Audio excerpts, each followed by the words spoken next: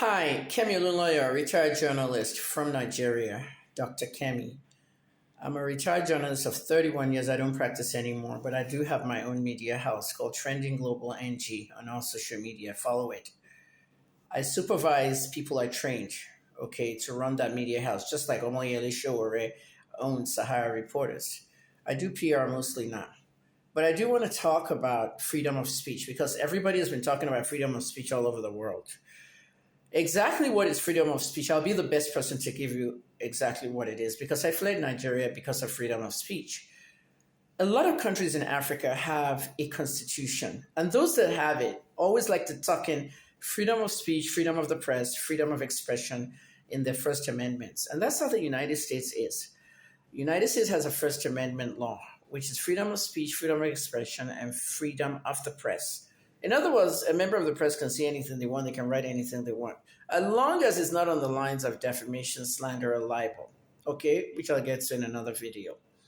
Now, if I call you a bad name and I say, oh, President Trump, he's some kind of, I don't like what they call President Trump because President Trump is my president and I love Trump, President Trump is the president I've been looking for years in America.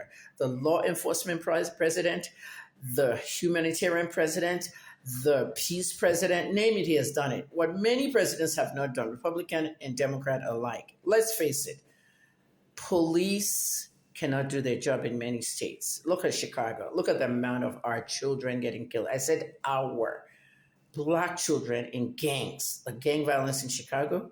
Look at Memphis. Hey! The Memphis rappers, Memphis Black kids getting, look at Jacksonville, Florida. Look at what's going on in Baltimore, my hometown.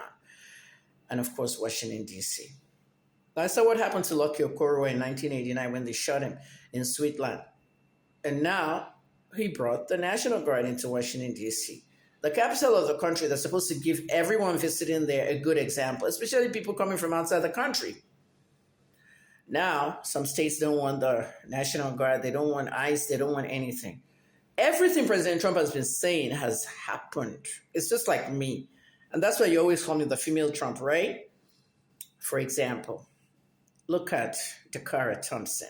Why did she have to die? The Baltimore lady? Was it Silver Spring? She's from Maryland. And she went missing for a few days. An illegal alien Latino, Hugo Mendez Hernandez, killed her. He was arrested by, police on a DUI and they let him out on bail. Possibly a cashless bail too. Somebody that's supposed to be behind bars or with ICE. You don't want ICE to come. See what they did to Dakara. Look at Arena, the Ukrainian lady. The young man that just decided he wanted to stab somebody that day because the government was talking inside his head. Paranoid schizophrenia, very classic.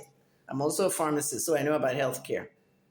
And at the end of the day, there were 5 Black people around him. He didn't choose them. He chose the white girl. Killed her. Somebody that fled from Ukraine to get a better life in America, a safer life, asylum. Killed. And why was he out? The brown guy, what's his name? Devontae or something. I tend not to want to know the names of assailants these days. It's the victims that I really want to know their names. What does his own mother say? DeCarlos Brown's mother said, my son should not have been on the streets. But we're always blaming everything on Trump, right? And what about the person that beheaded the other one in Texas? President Trump has spoke about that one too. All right, enough with President Trump. Let's go to you and the freedom of speech with regards to Charlie Kirk's assassination. If you don't like me, I'm sure if I'm assassinated today, you're going to be happy. And no one's going to do anything about it. The fact remains that I'm gone, dead, gone. And you're going to die too one day. But with Charlie's death, a lot of people have been upset and others have been happy. Where do you draw the line on freedom of speech? Since Charlie died, I've been documenting people that have lost their jobs, got suspended for their jobs. I have a documentation of these, and I'm actually going to make it a documentary on what I'm looking at.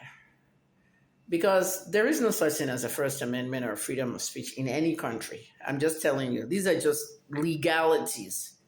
Nobody should be free to say what they want when they want. This is why sometimes they tell us to mind our business or keep quiet. Those words will not exist without a reason. Shut up. Keep quiet. Mind your business. What did I say in Nigeria about our money case or hush puppy case that made you guys want to censor me and I had to leave Nigeria for you? What was it? Imagine if I was in Nigeria during the Mubad case. You'd have done the same thing again. Come to my house, stalk me in markets, in banks, everywhere. This video is saying one thing because many of you don't understand English. And I'll say it in one way to you. There is no freedom of anything. Why did the BOME arrest me when he didn't even investigate what they said I wrote, when I didn't write anything? It's the same thing. Americans are mad that Jimmy Kimmel's show was canceled because of what he said, the remarks he made about the president on Charlie Kirk's death. Now, go listen to what he said. To some people, they think it's free speech because it's protected by the First Amendment of the U.S. Constitution. But to others, it may not be free speech. It was inflammatory. When you put speech out there that's inflammatory, it can affect others, especially if it's not true. We don't know why Charlie was killed. Look at the person arrested. He's not cooperating with the FBI.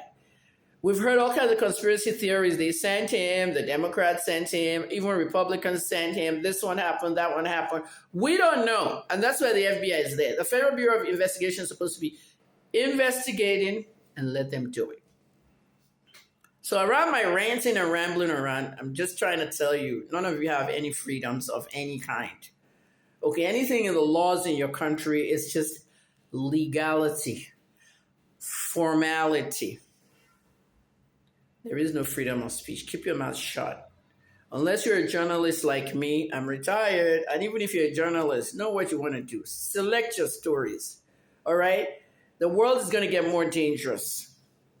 An American saying something in their country may not be able to say it in another country. You're going to see anger, resentment, and so many things. Backstabbing, backlashing, and revenge. So learn from me. Speak less, listen more. Thank you for listening. Oh, one more thing I wanted to say. In Nigeria, we have a cybercrime law, which is like if you defame somebody or slander or whatever. I don't like that law, and I think one day it should be repealed. And that's the law they used to prosecute me during the BOME case, which was ultimately dismissed because it does not allow journalists to work. If you're a journalist in Nigeria or you want to study mass communication, don't go near that course. Find another course. Don't do journalism in Nigeria. Don't study journalism in Nigeria or mass communication. If you're going to study it, you can practice it. Go outside the country to practice it. I don't know how you're going to get out to another country and practice. But pick the right course that you can work with because you cannot do what we did. Okay, times are different. They'll arrest you. You saw what happened to those 4 journalists that reported that GC Bank had 1 trillion naira in fraud. Yeah, Agbaje arrested them. And when I went for Agbaje's jugular, you see what he did? He contacted YouTube to block my video from Nigeria. So is that a freedom of speech or freedom of expression? I can sue GT Bank.